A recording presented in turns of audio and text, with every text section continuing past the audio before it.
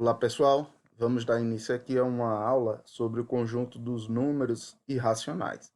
Assunto do primeiro ano, que é nada mais nada menos, praticamente, uma revisão do assunto do oitavo ano. Tá? Vamos lá. Todo número que não pode ser representado por uma fração. Observe que o conjunto dos números irracionais, está aqui, ó, irracionais, não pode ser representado por uma fração. Os racionais podem, tá? Vamos lá. O surgimento desse número veio de um antigo problema que Pitágoras se recusava a aceitar, que era o cálculo da diagonal de um quadrado, cujo lado media uma unidade. Diagonal essa que mede raiz de 2. Esse número deu início ao estudo de um novo conjunto, representado pelo conjunto dos números irracionais. A referência de onde eu tirei, tá? Tirei esse texto daqui, ó. Apesar de que tenha visto que em outros textos ele fala que a escola pitagórica, membros da escola pitagórica que descobre esse número, mas deixa meio que de lado e não divulga esse número. Aí muito tempo depois é que veio surgir a pesquisa sobre esse número.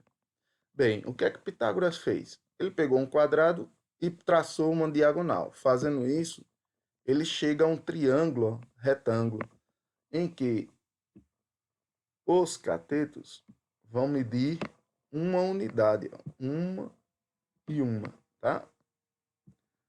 Aí, o que é que ele fez? Utilizando o próprio teorema, né, de Pitágoras. Ele viu que a diagonal AC ao quadrado é igual à soma dos quadrados dos catetos. Os catetos é 1 ao quadrado mais 1 ao quadrado. 1 ao quadrado é 1. Então, este resultado aqui vai ser 2.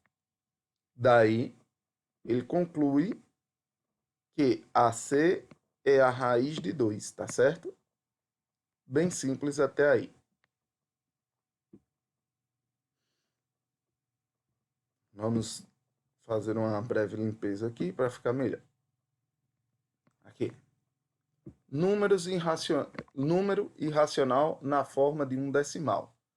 Uma expressão decimal infinita é representada simbolicamente da seguinte forma: A, vírgula, A índice 1, A índice 2, A índice 3, A índice 4 e assim por diante. Em que A é um número racional e A índice 1, A índice 2, A índice 3, A índice 4 e por diante forma uma sequência infinita de dígitos, ou seja, os A índices pertencente a Z, tal que esse A índice I é maior ou igual que 0 e menor ou igual que 9. O que é que nós temos aqui? Primeiro, esse A aqui não é uma unidade, ele é um número inteiro. Então, ele tanto pode ser um número negativo, quanto pode ser um número positivo, ou pode ser o zero, certo? No caso, eu poderia ter um A aí 133, vírgula, e aí iria começar a minha sequência infinita de decimais, tá? Ele parece um pouco com os números racionais. A diferença é que os números racionais eu tenho de duas formas: ou decimal finita ou decimal infinita. Só que quando é infinita, ele segue um padrão. Ele vira uma dízima periódica, né? Nesse caso, nós não vamos seguir o padrão, nós não vamos ter uma dízima periódica. Outra curiosidade aqui, esses As índices aqui embaixo, todos eles, que nós vamos completar aqui, ele é um número, um algarismo, tá? De 0 a 9. Por exemplo, eu poderia pegar o meu A1 aqui, eu poderia pegar o meu A1 e jogar o número 0. Aqui eu poderia jogar o meu número 1. Aí aqui eu poderia jogar 0 de novo, tá? Vai ter que haver a repetição de números, lógico. Aí depois eu poderia jogar 0 e 0 de novo. Aí 1. Desde que não siga um padrão, né? Tá? Um padrão que quando eu falo é a repetição daquele número. Vamos ver aqui. Ó. Um número irracional qualquer. Eu escrevi esse daqui. Poderia escrever qualquer outro, mas eu optei por esse. 12, um número inteiro, tá? Vírgula. Aí 1, 3, 1. Depois acrescentou agora mais um 3. Ó. Então ficou 2, número 3, entre os dois números 1. Depois, 3, número 3, entre os dois números 1. E assim eu vou só acrescentando um 3 no meio. E aí eu chego a um número racional, irracional, decimal, infinito e não periódico. Ou seja, é um número irracional, né? O número φ, esse número φ, ele é muito interessante, tá? Se você for estudá-lo historicamente, os gregos utilizavam esse número φ. Esse número φ, ele representa o número da beleza, por isso que tá aí, ó, o número de ouro, tá? Opa. O número de ouro. Uma coisa também interessante é que eles usavam e não sabiam que era um número irracional. Eles achavam que era um número comensurável, tá?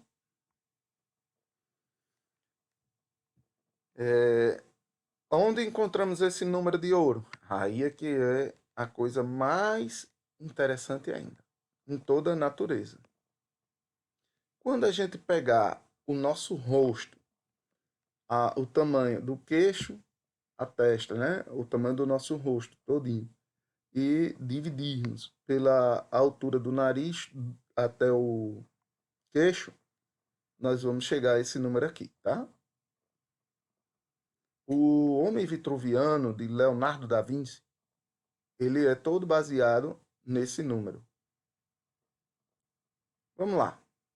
O número π, esse número daí é velho conhecido da gente.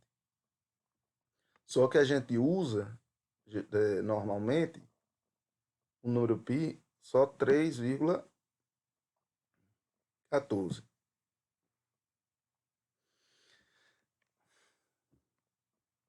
Aí é um número muito grande, com casas decimais infinitas também, né?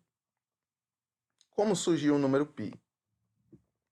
O número π, ele surge de uma circunferência. É a razão entre o diâmetro, o comprimento da circunferência pelo diâmetro. Tá aqui.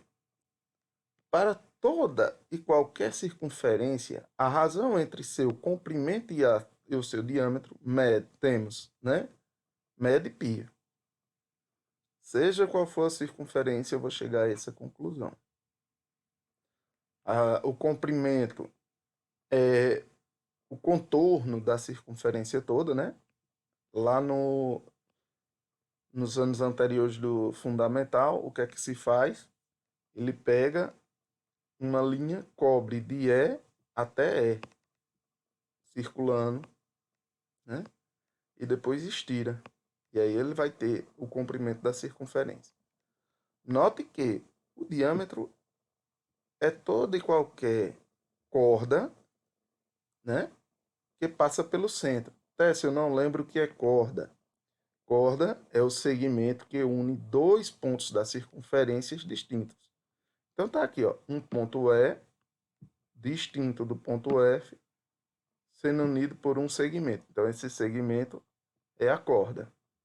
Só que ele é uma corda um pouco mais especial, porque ele passa no centro, o centro D. Então, ó, de E até R, até D, nós temos o comprimento do raio, né? O que é o raio? É o segmento de reta que une o centro da circunferência a qualquer ponto de sua extremidade. Observe aqui, ó. Nós temos raio de novo. Então, vamos andar raio e depois mais outro pedaço de raio. Por isso que vai dar 2 R's aqui embaixo, no diâmetro. Tá? Fico por aqui. Espero que tenham gostado dessa aula. Vou trazer aí uma aula sobre exercícios, né? Envolvendo aí os números irracionais. Então, e algumas outras teoriazinhas também, tá? Então, ficamos por aqui. Até mais, pessoal.